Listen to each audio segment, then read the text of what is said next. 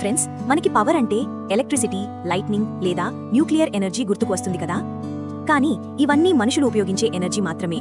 But మన nature science ప్రకారం మన ఎర్త్ యూజ్ చేసుకునే పవర్ ఏంటో తెలుసా? Yes, it's nothing but వాల్కానో.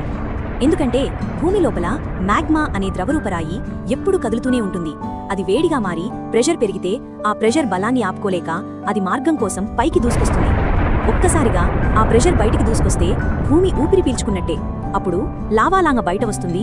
అప్పుడు దాని వేడి 1000 డిగ్రీ సెల్సియస్ కంటే ఎక్కువ. బూడిద 20 మైళ్ల ఎత్తు వరకు ఎగిరిపోతుంది.